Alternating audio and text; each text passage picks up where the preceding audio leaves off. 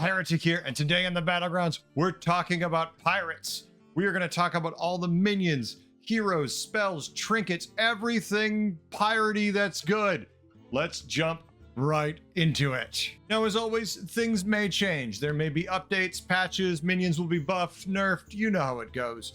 If so, please come back, look in the comments below. You will find these changes listed there. And if for some bizarre reason they are massive and I have to redo it, I will. But since we're approaching the end of the season, I think a redo is coming either way, just in time for this to be out. We're going to be starting with Tier 1, the South Sea Busker. This is a 3-1 battle cry, gain 1 gold next turn. Nothing too complicated about this. Just remember that if you buy this on turn 1, maybe don't play this in turn 1. Realize you're going to lose that first fight, but when you play it on turn 2 and you tier, the following turn you won't have to sell a minion to buy an extra minion from the shop because you'll have 6 gold as opposed to 5. Scallywag is a 3-1 pirate. Death Rattle summon a 1-1 pirate. It attacks immediately. What is it? Combos with a lot of things you're going to run into playing pirates, but also really good if, say, you're just playing Arana and you want to complete her hero power early, or maybe you're Sire Denathrius and you need to get a quest in that involves your minions attacking or being summoned. Jumping up to Tier 2, we have the Defiant Shipwright.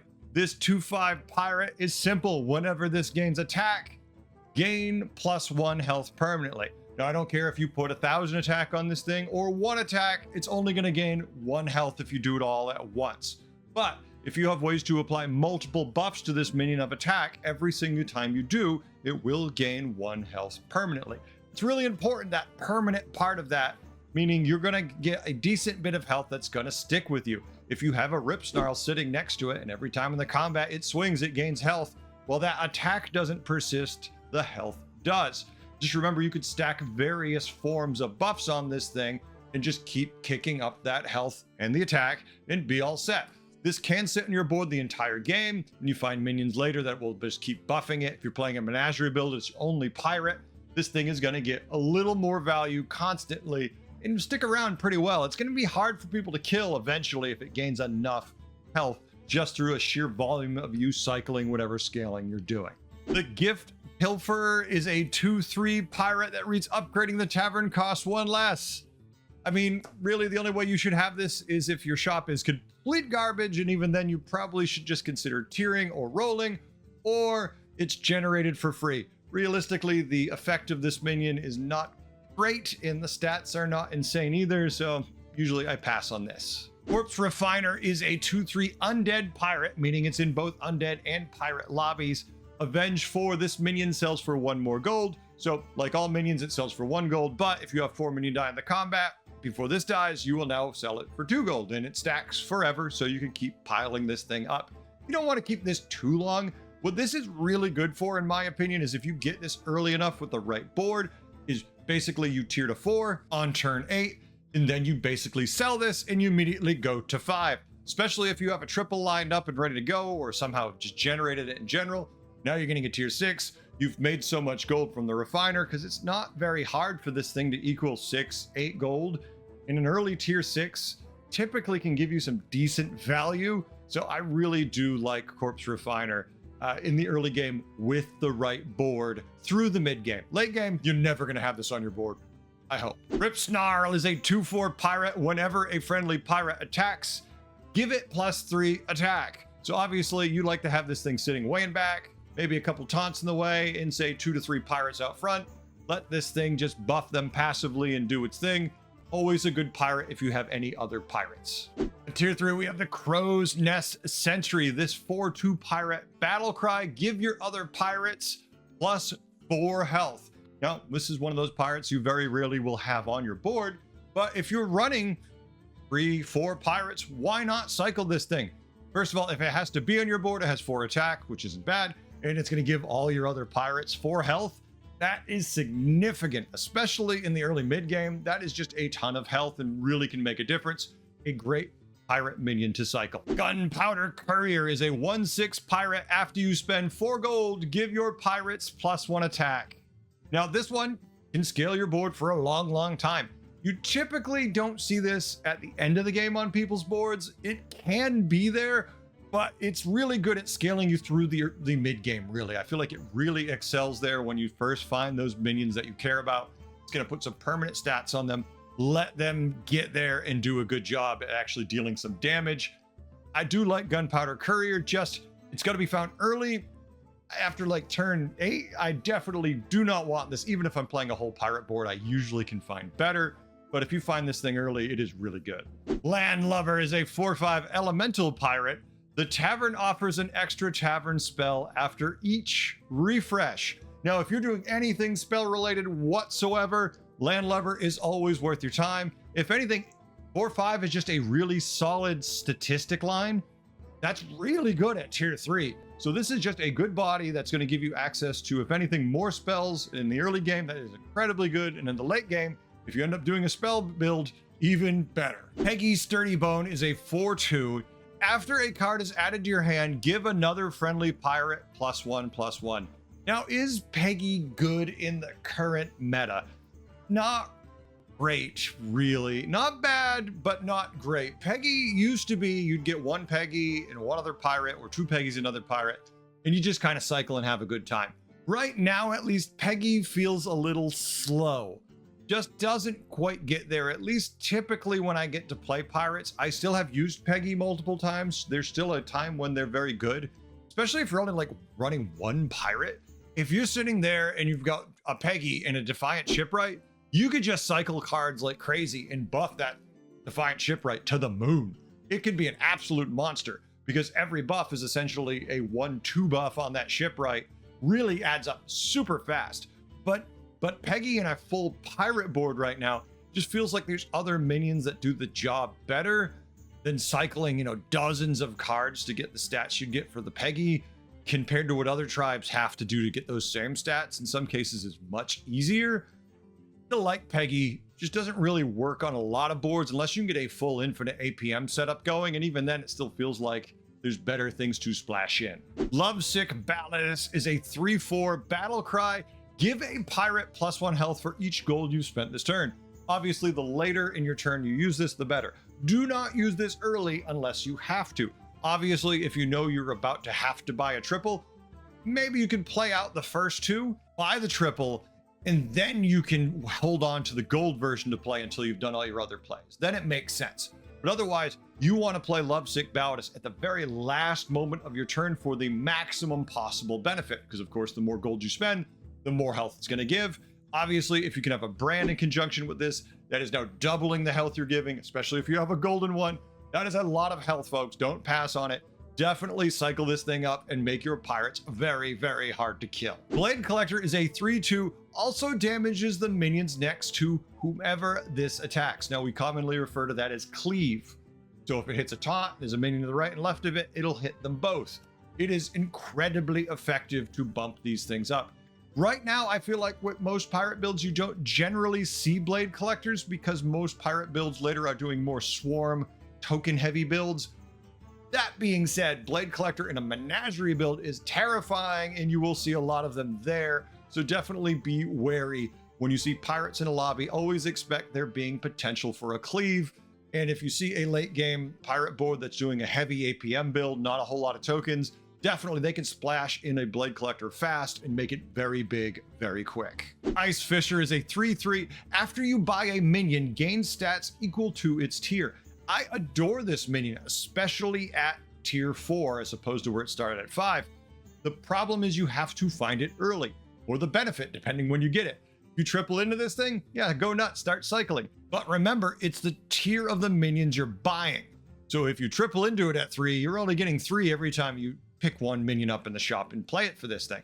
You need to tier up to get the big value from it. So it's kind of an odd card. It's hard to fit in a lot of builds because later you're looking for some big high impact ones, and this one is kind of a slow burn. Unless you go full APM, this thing's never going to be quite big enough. And even then, you always have the risk of, well, it's just a massive stat stick. It doesn't have any built-in way to protect it. No Divine Shield, no Reborn, no Death Rattle. It's just a big ass pirate, which pirates do great.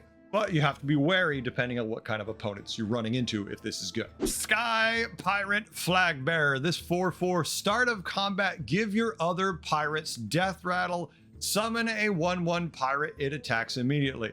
Now, this is a me thing, but I personally hate this build, even though it is the most common build. I just don't find it satisfying for whatever reason.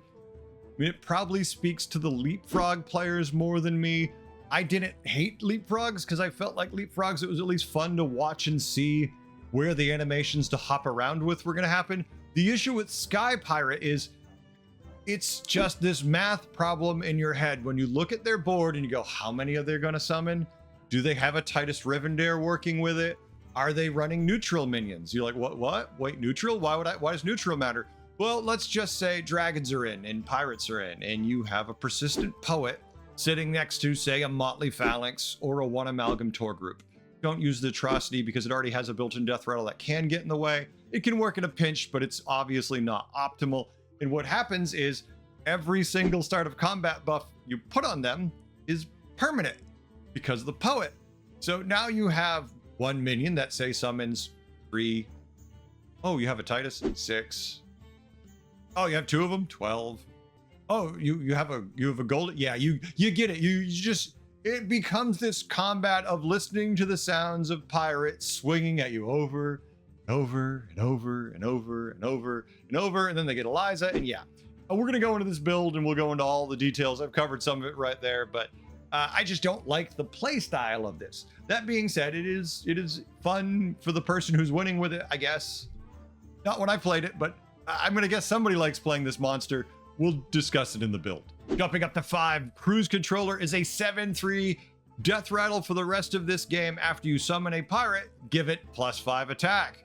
Well, as we just talked about when we were looking at Sky Pirate Flag Bearer, summoning pirates is easy. Oh, well, now they can have +5 attack on top of whatever other minion benefits, trinkets, hero power you have. Yeah, Cruise Controller works really, really good with the Flag Bearer. They are a fantastic combo and can easily win you a game. Prime Mate is a 3/9 beast pirate. After a friendly death rattle minion dies, gain 1 gold next turn. Now, is this good or is it not? I say situationally, this is amazing, and then the rest of the time it's trash, but that's true of most things. So what do I mean? Do you have 3 to 6 death rattles? Amazing. Do you have 1? Not really worth your time. If that's what you triple into and this is the best of your triples, well, at least it's a 3/9 and a pirate. Maybe that will help you. This isn't the kind of card you usually see beyond like turn 10 to 12 at the absolute latest, really. You see this thing usually like turn 7 to 9, and then it kind of gets cut from most boards. I know people like to tell me stories of how this is the most amazing broken thing ever, and I think that's because of those turns when they really gave people the economy to then build the board they actually win with. The Rapscallion Recruiter is a 9/3 pirate. Death rattle, summon 3 scallywags. Well, if you've already seen, we have lots of synergistic pirates that want you to summon pirates and then benefit those tokens that get summoned. This is one of the best ways to do it. This is a good early triple card, if anything, just because it is a 9/3 who then summons 3/3/1, so it doesn't matter what you're playing. Just a good solid mid-game card, unless you have the right cards to really magnify the effects that we'll get into in the builds. Record Smuggler is a 6/6. At the start of your turn, gain 2 gold. If you control at least 3 pirates, gain 2 more. So if you're playing a full pirate board, great. If you're not, still not bad. It's a 6/6 body, which is a nice stat line, and it's going to give you 2 extra gold. Still a decent minion. Are there better tier 5s? Of course. Are there worse? Of course. So solid minion depending what options are offered to you. This is the kind of card you like to splash in your board while you're cycling a lot and you just finish with it. So you got all pirates, pop it down. You're like, oh, look, I got +4 gold next turn, especially if you're fighting the dead guy. There's no risk from your opponent. It's a good card. It has its uses. They're pure economy. Salty Looter is a 5/5 pirate, has +1/+1 for each pirate you've summoned this game, wherever this is. This card has multiple uses. I don't see as much of it as people thought we were going to see when this thing first started to appear. I felt a little dubious about it, and I still feel like that is justified because there's simply too many good pirates to put on your board. There are times where you've summoned enough where this thing is just hands down, yeah, there's no real question if it's good or not. But if you haven't summoned a ton of pirates, either through a heavy token build or a heavy APM build, it's not going to deliver for you. But if you find this thing and you've already cycled a bunch, it really does shine, and it doesn't even have to be on your board to grow. So when you find it on turn 12, it still might be one of the best minions you can buy. Next up, we have Admiral Eliza Goreblade, a 6/7. Whenever a friendly pirate attacks, give all friendly minions +3/+1. This thing, not very amazing by itself, right? But if you have a board that summons 3, 6, 20 pirates, all of a sudden those stats start to scale. You really can get to a pretty monstrous state. You throw a Titus at the end of it, you summon even more, and they scale anything. They don't just scale your pirates, they scale everything. It just has to be pirates that attack. So make sure you're leading with a lot of pirates. This is a great early triple. Even if you have nothing to synergize it with it, you could throw it up front. It'll swing. Even if it dies, it still buffs your entire board a 3/1 buff. Just a good solid card and really shines with certain builds. Fleet Admiral Tethys is a 5/6. After you spend 9 gold, get a random pirate. Now you're looking at me going, Heretic, this isn't very good. 9 gold to get a pirate? Who cares? And well, the pirate it gives you is worth something. Do you have a brand? So when you play battle cries or discover minions, you're getting extra value from these things. Are you cycling a lot of cards? Does your trinket or hero power give you extra economy or minions? Because quickly, your 9 gold you have to spend doesn't seem bad when you're generating an extra 6 or 8. But then Tethys pirates are worth something. You're finding a lot of value with this. And once you finally get 2 of these or make this gold, if you ever, heaven forbid, get a golden brand, you have the wonders of being infinite. Infinite means you literally could have a never-ending turn. If you get 2 gold Fleet Admiral Tethys in a golden brand, you are 100% infinite, barring misplays. Cycle cards as fast and as long as you want. The game could go on forever, and you could simply keep scaling. I adore this card. The list of minions that benefits from this is crazy. I mean, you've got Peggy, you've got Gunpowder Courier, you've got Ice Fisher, you've got One Amalgam Tour Group. There's just so many things that benefit from you cycling like crazy with this card and giving you extra economy stats just across the board. This is by far my favorite way to play. Of course, we'll cover it fully in the build section, but I adore playing Fleet Admiral Tethys. Finally, at tier 7, we have Captain Sanders.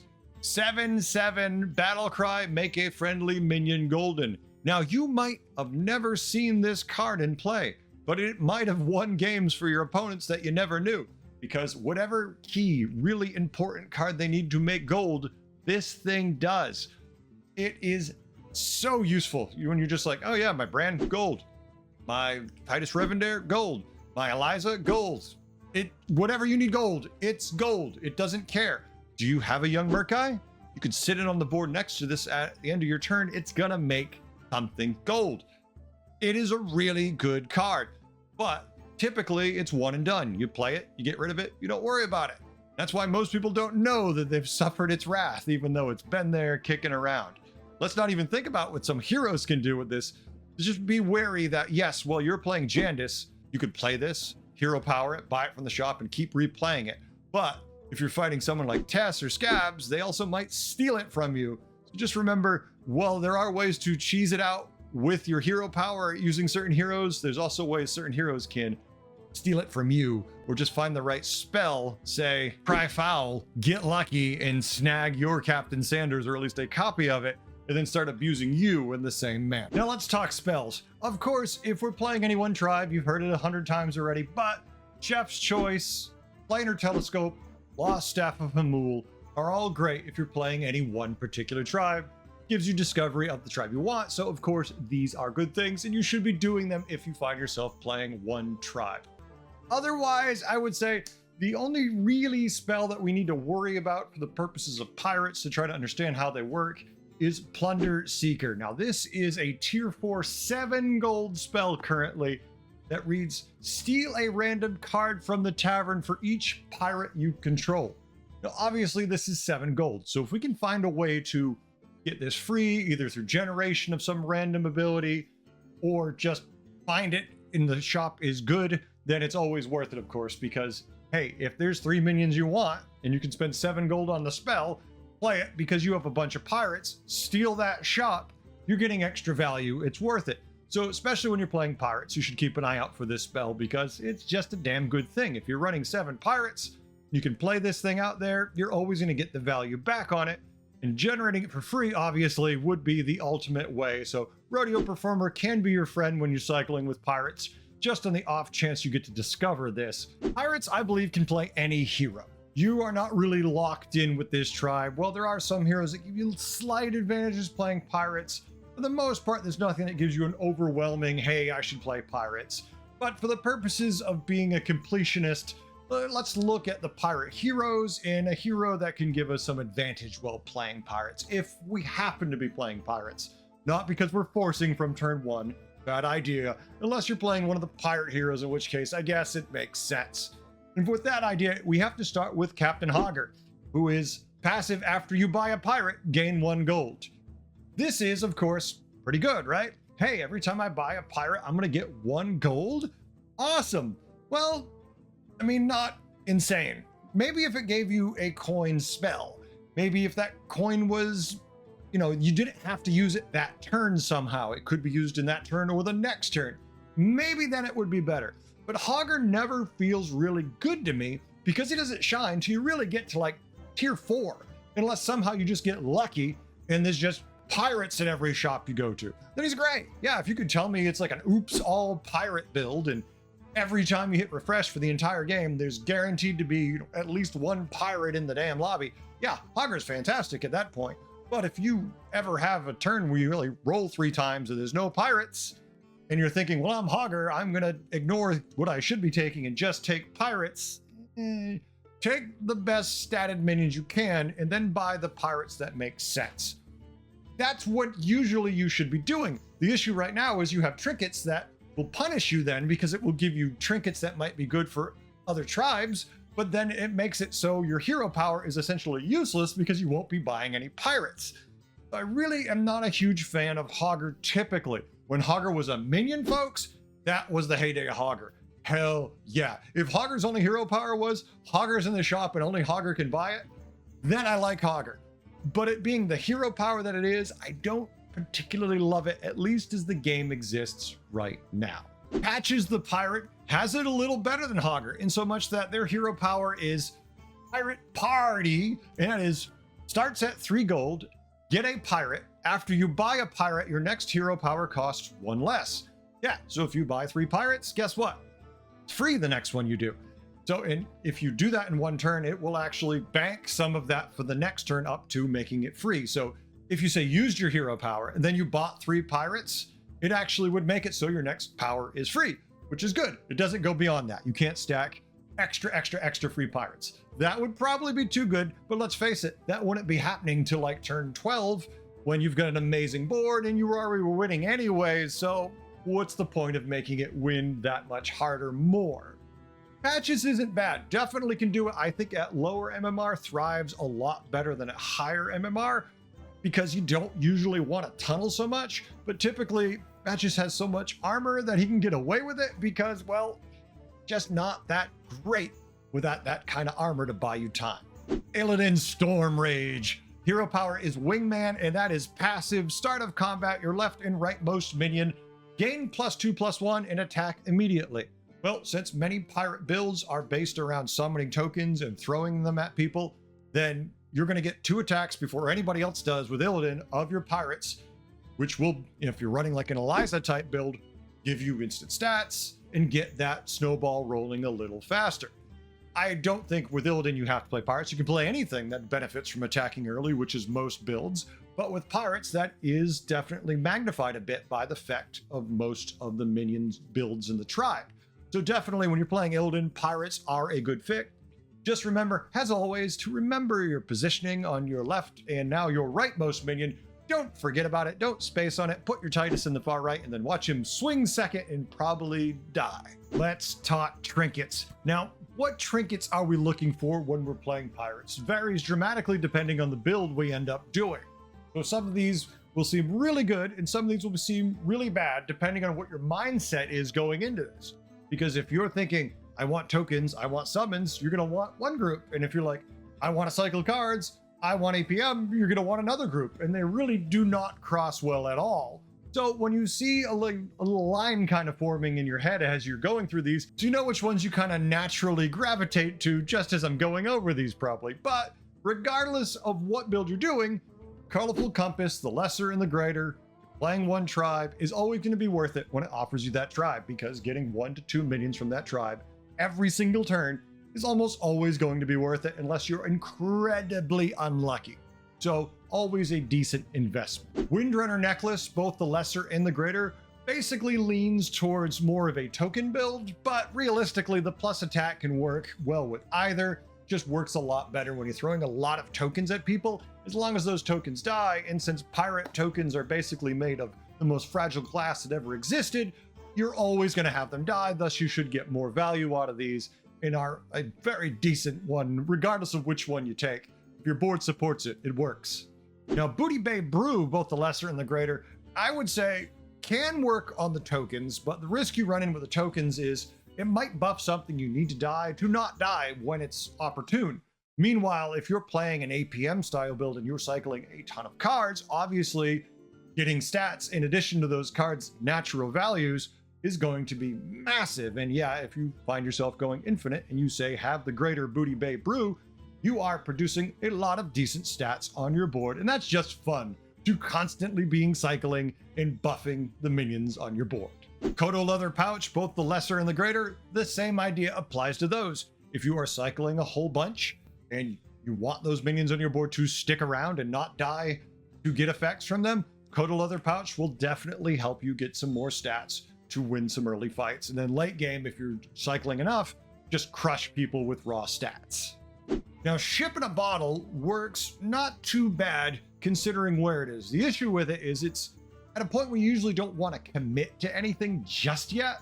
And it's just giving you a random pirate that if you don't have a full board, luckily it will summon it on the board, have it do its thing, and give a copy to your hand. So there is value in that. But later, obviously, you're probably not going to want to have that spot for that to happen, unless maybe you are running a token type build and knowing that your guy is going to attack before other things happen. Be careful, because if you are fighting against an Illidan, he will trigger first. Does give you a good value because you can attack first with that. So there's definitely some synergistic value there with a token type Eliza attack build. But if anything, you're just getting a free minion every turn, and it tends to be very cheap, so well worth it. Now, Elementium Chest is an interesting greater trinket. I have seen many people use it, and I have never bought it myself. And the reason for that being is, well, it's each combat after 2 friendly pirates attack, gain 1 gold next turn. And what usually happens is someone takes this as their greater trinket, but at this point, other people are scaling a lot. And yeah, they suddenly have a boost in economy, but their board still kind of sucks. So unless they instantly have a ton of summons that get to attack to generate gold for them and really capitalize that immediately, they are automatically in trouble versus people who start slamming tons of stats on the board, because their economy allows them to play catch up. But at this point of the game, if they're behind at all, there's not going to be time for them to catch up. They're going to hemorrhage through 15 health a turn off it. It definitely can work, but I've seen so many pirate boards just die taking this thing. It's like, oh, well, you know, I summoned a ton of pirates that all attack, so I'm going to make a bunch of gold, and they do, and then they die. But I mean, that being said, I have seen 1 or 2 manage to get that perfect storm together where, yeah, they get a ton of gold, they get the perfect board, and they find everything they need because they have the extra gold, and they destroy everybody. Typically, though, that's not, at least in my experience, how it plays out. Flag Bearer Portrait is get a Sky Pirate Flag Bearer. Your Sky Pirates have +6 attack. Now, that is a big deal. If you probably already have a Flag Bearer at this point, or at least are looking for one. So when you get it, you're pretty happy. You're like, oh, well, I needed this, or it gives me one. And now you're ready to go and line up your board and just kind of crush people. It's pretty good, the extra attack buff. If you are doing this token type build, or you're thinking you might want to, this definitely gives you clear direction and a bump in strength while doing it for it. So it is a good thing to consider if you have the right minions on board and are thinking about this. Balladus Portrait is get a Lovesick Balladus. At the start of each turn, get another. Your Lovesick Balladus also give attack. Now, I love the normal Lovesick Balladus. It's a great minion. throws out some stats on your minions, help them survive that mid game when you've got a little bit of gold and you're like, all right, I can throw stats on my guys. But now it's not just health, you're also giving attack. You can build some monsters out of instantly nowhere. You have a brand with this thing going, you pick up a blade collector, you are instantly spiking in power. In every single turn, you're gonna get another one. So you can wait to triple. You can have 2 on your board, have buffed the hell out of a minion, and then, hey, here's my third, because you know it's coming. It's not a question. That is kind of insane and can give you a massive bump if you are cycling a bunch of cards, especially. Later in the game with an APM style build, this is positively broken. Designer Eye Patch is probably my favorite trinket when I'm playing an APM style build. And this one does, you only need 2 copies of a pirate to make it golden. Well, anytime this is offered to you, check to see what you have pairs of, because you might think, oh, I don't really want this. This isn't what I want to do. Then realize you have 2, maybe 3 pairs of pirates and go, oh, that's 3 triples. I'm on tier 5. I'm going to get 3 6s. Yeah, that could work, because what if you get 2 pirates from those triples and, oh, look, another triple. Yeah, it can snowball really, really fast into an amazing Eliza build, into an amazing Tethys build, and just completely rock the lobby. I feel Tethys is insane with this, as he's kicking out pirates for you. Eventually, you're going to triple him. You're kicking out even more pirates. Well, you only need to get 2 copies of a minion to make triples. You're constantly tripling when you do this. It is so much fun for at least me to sit here and get 15 to 30 triples a game and just be APMing my brains out going, well, I'm never going to be fast enough, so I'm just going to have as much fun as I can while I'm doing it. Designer Eye Patch, so much fun. For me, that's my caveat. Maybe you don't like APM. Maybe you play on a phone and that sounds like a horrible idea, in which case, try one of the other ones. But this one, my favorite. Now, countering pirates can be tricky depending what you know about your opponent. Are they running a token build or are they running an APM build? If they're sitting at tier 4 or 5 and they seem to be sitting there and it's turn 12 and you haven't fought them in a while, odds are it's probably a token build. If you see them sitting on tier 6 and they have 8 triples, 10 triples, then they're probably running an APM build. Other than that, basically looking at their trinkets is really the only way you can kind of tell.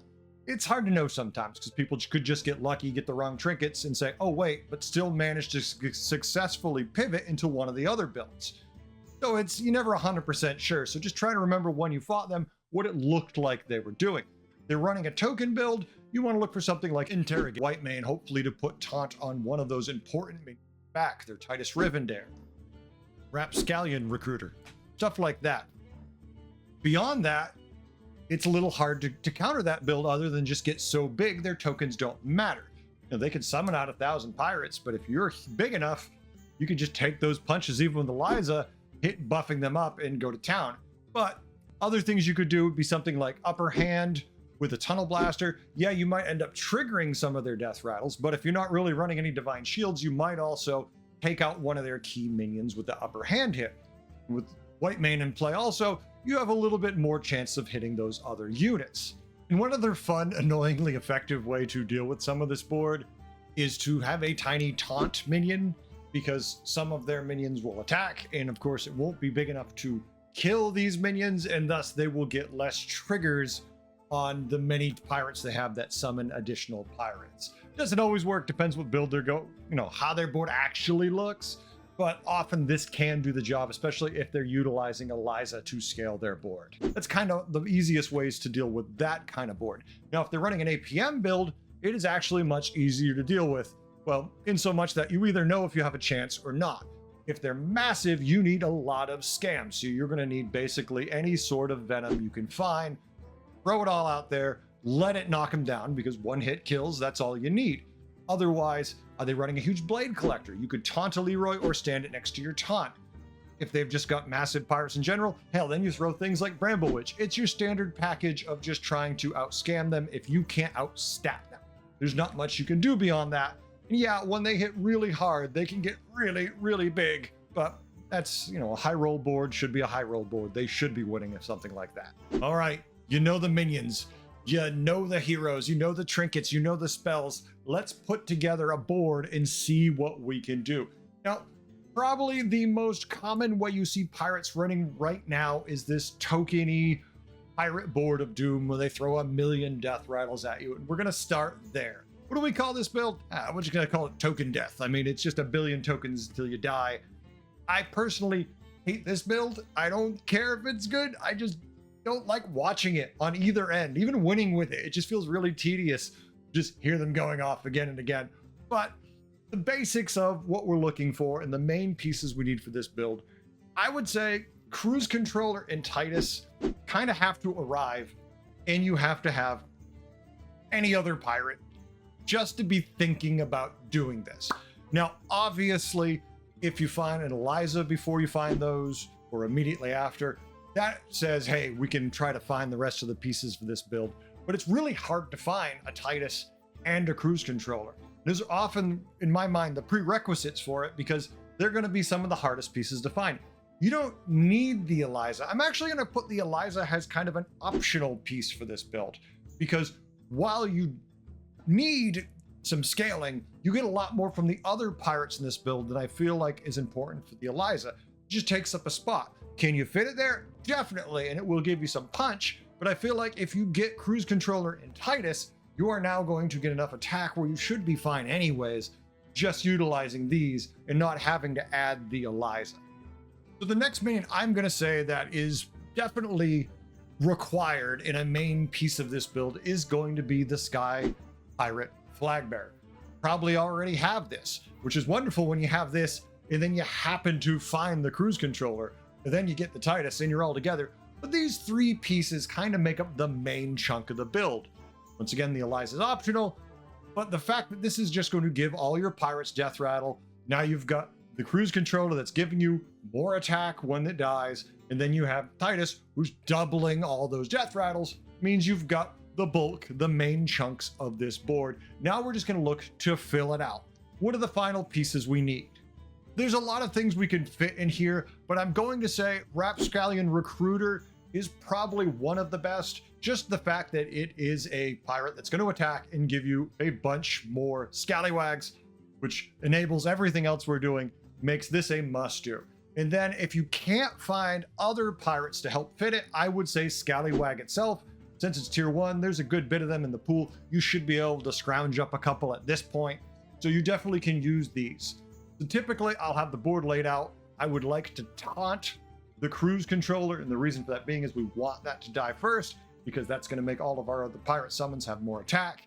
And then I just want to position them in such a way where I'm going to get the maximum possible summons while protecting my Titus, hopefully in the back so it doesn't get sniped. Now we have to look at the optional.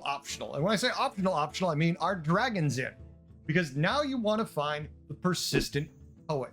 And the reason why you want Persistent Poet, because that is going to retain all these start of combat buffs from the Sky Pirate Flag Bearer, giving your all minions death rattles. So what we need to do is then find Motley Phalanx, and I would say if you have to, one Amalgam Tour Group. You can use Arid in a pinch, but it's already got a death rattle and it's going to have that one first. So space can become an issue, especially if you're utilizing a Titus. So I really don't like that one unless you have to, and then I would cut it for one of the other ones just because you want to have those going first. So then at the start of every turn, these are going to just keep piling up these death rattles. So when they die, they're just going to keep summoning and kicking them out, and they're immediately going to attack and die. And then, oh well, there's room for the next one. Attack. It's going to die. And it just keeps going. This build gets really insane if you can get this setup going, and you can get 5, 10, 20, 30 death rattles kicking out of it in a single combat. And then, oh wait, you've got 2 of them. Kind of amazing. Now, towards the end, once you're at like a final 2 stage, you probably want to cut the Poet. It's not doing anything anymore. It's just adding more death rattles. You usually can put something else in that spot, whatever you might need, and then you're just kind of good to go. The build works really well. You just find redundant copies of the same minions and you're all set. The issue is almost all of these minions are tier 5 and 6, making them kind of a premium. So if you don't find them fast, you're probably not going to find them in time and you're probably going to die. But if you get all the pieces of them, this build gets nuts really fast. Now, when it comes to the trinkets I'm looking for, I would say my favorite is probably the Windrunner necklace. The fact that you are typically going to have all your minions die from left to right if things go according to plan. They're all going to take that extra attack and just murder your opponents with it. Makes it really easy. Whether it's the lesser or the greater or both Windrunner necklaces, it does the job. Flag Bearer Portrait, not a bad fit for this thing. It's going to give a little more attack to all of your flag bearers you summon, and guess what? We're summoning a lot of them if we've got a Titus or a Golden Titus. And while it doesn't scale the attack, what it does do is especially if dragons are in and you are stacking more and more death rattles, it just gets felt more and more. That 6 matters when you summon a lot more minions the deeper you get in the game, especially once that Titus is gold, and basically you just swarm your opponents down. Finally, let's talk APM Pirates. Let's talk about cycling like a mad person until you basically run out of time because you never really have enough gold. This is my favorite way to play the game, and while it is not the most effective anymore, it is still the most satisfying to me. So how do we play this build? Well, you don't really know you're playing this build till late. You have a pirate or two, you're cycling along, you get to tier 5, you triple into, or some other way you get a fleet Admiral Tethys. And this really is the cornerstone of the build, because the generation of random cards this gives you is going to be the thing that allows you to essentially go infinite. So once we have the Fleet Admiral Tethys, the other thing we're looking for is a brand to really magnify this effect. You probably even have a chance of already having the brand, which makes it far more desirable, because every time you cycle a Battlecry card, whatever it is, a Discover card, that is going to give you extra copies of it. And that means when you sell those cards or just use them for effect, more value towards the Tethys. That way he can generate more cards for you. The goal basically is to try to get 2 Tethys, a gold Tethys, or 2 gold Tethys in a brand or a golden brand. Any of those combinations, and you are basically off to the races with essentially not enough time to do it. I kind of advise you not to do this if you're playing on mobile unless you're very experienced, because this is just a lot of cycling of cards, and it's just harder to do, I find, at least on a touchscreen versus with a mouse. It's just much, much easier. Now, the other minions we can use to fill it out, because these really are the main pieces. We're looking for as many of these as possible, and everything else is kind of optional and build around things. So I would say something obvious like Peggy is good, because Peggy is, hey, every time you get a card added to your hand, I'm going to buff a pirate 1/1. They won't buff themselves, but if you're cycling cards, say, oh no, infinitely, that seems like Peggy can give you easy value.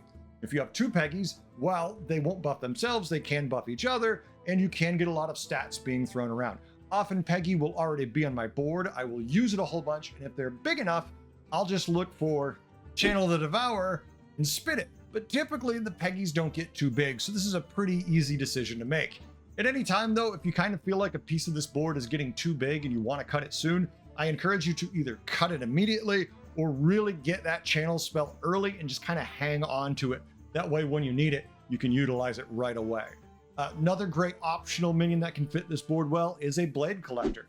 This thing sitting up front, getting all these random stats from the cards you're going to be cycling, plus the Peggies, and it's just going to scale itself nicely, and at the very least, knock out some shields from minions, or maybe trigger an early Leroy and kill a couple other fun things.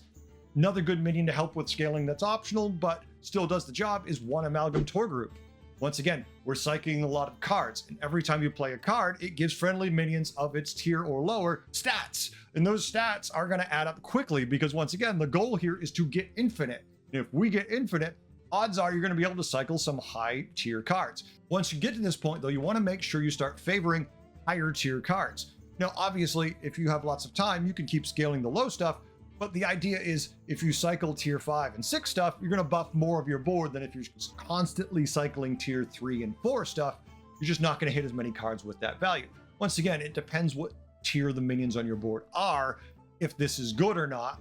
If everything's tier 6, it's not going to do great. If there's a couple tier 5s and 6s and the rest are 4 and lower, you can get a lot of value out of an Amalgam Tour Group. Another great card to fill out this board with would be Salty Looter. It's getting +1/+1 for each pirate you've summoned. Well, guess what? While you're not playing token pirates, you're still summoning a lot of pirates, because every time they touch the board from you cycling, he's going to get that permanent buff. So it's an easy thing to scale up. It's just kind of passive while you're doing your thing.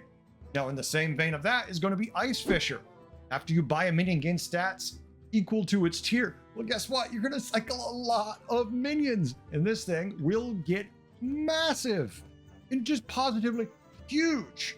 It is a lot of fun to watch it just scaling ridiculously every turn while you constantly are flipping the cards on and off your board. And don't forget to get every lovesick Baldus you can.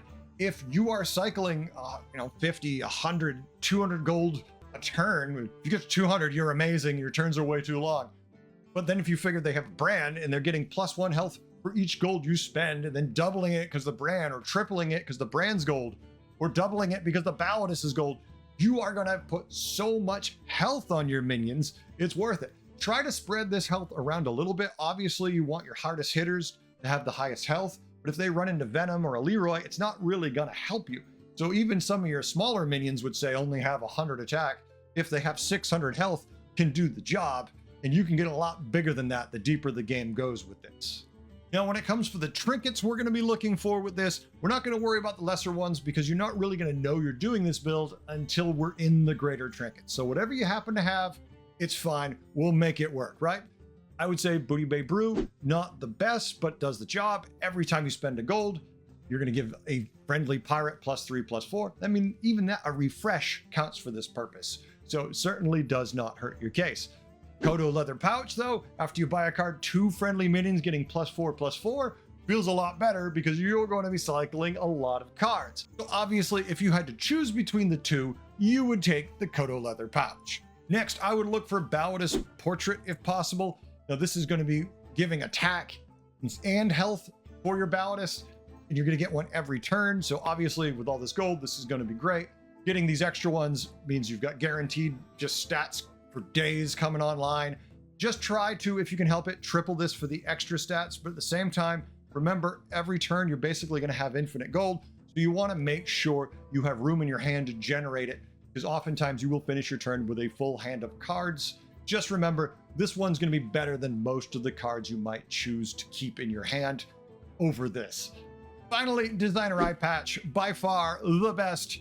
The reason for this is easy. You are generating a lot of cards using your Tethys. You have a brand doing the same thing. You're going to be going through a ton of shops. You are going to print so many triples, you're not going to be able to play the triple reward because everything's already going to be gold. You're just going to be enjoying the stats. This is kind of where the One Amalgam tour group can shine, because you're going to have a ton of tier 6 minions to play because of something like Eye Patch. And it works with the Peggy too, just because it's more cards coming to your hand, which means more stats they're throwing out. So it really doesn't matter in the long run which one you're going for when you have something like this, because the volume is going to be so damn high. This is by far my favorite way to play Pirates. It is a lot harder to pull off because it starts really with a tier 5 and a tier 6 minion, and then you need to start finding multiples. So obviously not easy to do, but when you can do it and pull it off, it is just so much fun to know, oh look, I've got 90 seconds on the clock and ain't nowhere near enough time. Let's start cycling. That's it. That's Pirates. That's how we play them. That's how we build them. That's all the good stuff. I adore playing Pirates. They have been one of my favorite builds for a long, long time, and I really can't get enough of APM Pirates. I will easily decide to throw a game if I see the chance to play APM Pirates. I've done it far too often because I just adore that style of playing. What's your favorite way to play? Do you think they're silly? Do you not really enjoy Pirates? Do you have a take on them? Our season's almost over, so we're gonna have some new stuff soon. Once I know what it is, I will let you know. It's early yet, I'm like you. I'm not a content creator. Why would I know these things? Thanks for watching all. I hope you learned a few things. I hope you had a good time. I hope to see you in the Battlegrounds. Later.